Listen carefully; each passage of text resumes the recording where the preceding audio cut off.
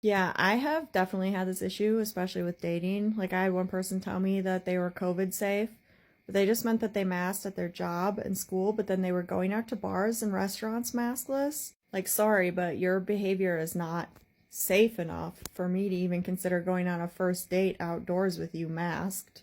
Also, some research has shown that half of people lie about COVID exposure, but trust is really all that we have at this moment in time. But I have some ideas about getting around it, but I'm going to show like the things that I was collecting a while back that you could ask questions about.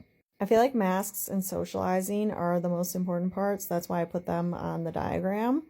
But being vaccinated, testing, somebody's knowledge of science, like do they understand airborne spread? And also, what kind of context is a person in? Because if they're like going to a gym masked, or they're going to like crowded concerts masked, versus like do they work from home, and like how much control do they have over whether or not they want to be or have to be in that setting?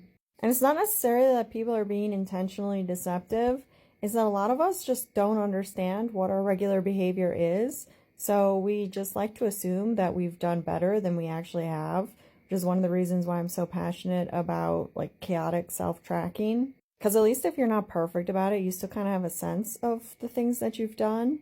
But I found these to be like kind of like the minimum, but we make even more assumptions about other people's behavior. So even if you could get a genuine read on whether or not that person is masking, they probably have people that they are around who might not be. And they might just be assuming those people mask. I feel like on dating apps, like everybody was putting like when they got vaccinated and how many vaccines that they had in like 2021, but nobody says whether or not they've been boosted, and everybody says, oh, I'm fully vaccinated, but they don't qualify what that even means. Like, to me, you're not fully vaccinated unless you've gotten every single vaccine you possibly could. I feel like testing is a real crapshoot because a lot of people don't understand that you need to test more than once, and that you probably need to swab the inside of your cheeks and your throat, and they don't really understand the difference between like a PCR test or a rapid test.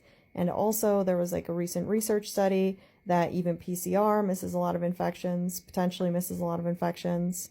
I'm gonna do a part 2 on how I think we could get more accurate COVID behavior from others.